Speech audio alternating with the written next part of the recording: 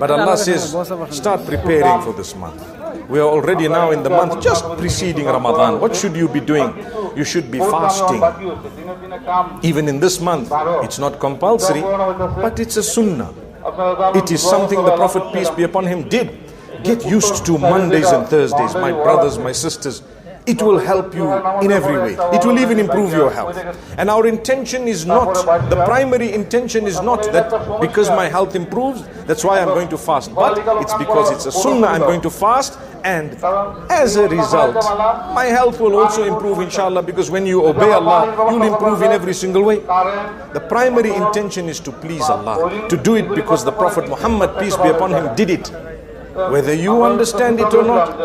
Medicine has only discovered now the benefit of intermittent fasting and so on, and fasting 2 days in the week, and that's exactly how they've worded it.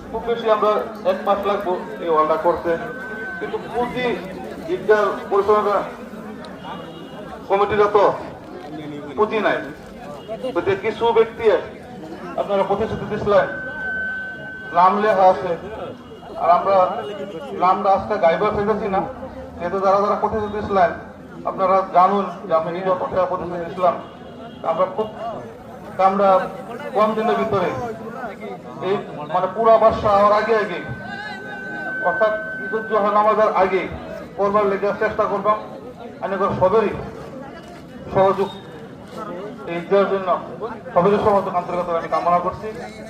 দ্বিতীয় কথা হইল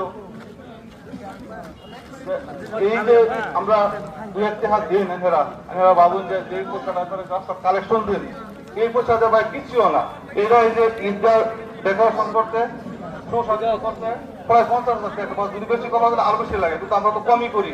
এবার এই যে রং করবার লেগে সিদ্ধান্ত নিচ্ছি, এবার রং করছিল দেখুন ভাই এরা ঈদগাহ কি হইলো, কোনো কাজ কাম করলো না, রং করবার লেগে সিদ্ধান্ত নিচ্ছি, মিস্ত্রিও সবকিছু ব্যবস্থা করা হয়েছে। আর রংদাহি ঈদগাহ 1 সপ্তাহ 2 দিন আগে করাও আমরা কার্যকরী সমিতি বইয়া সিদ্ধান্ত নিয়েছি, তারপরে ব্যবসা আরম্ভ হয়েছে। রঙও কিছু কোনো সিদ্ধান্ত হলো যে না এবার রং আর বইয়া দরকার নাই, এত কাজটা পরিবেশে আসছি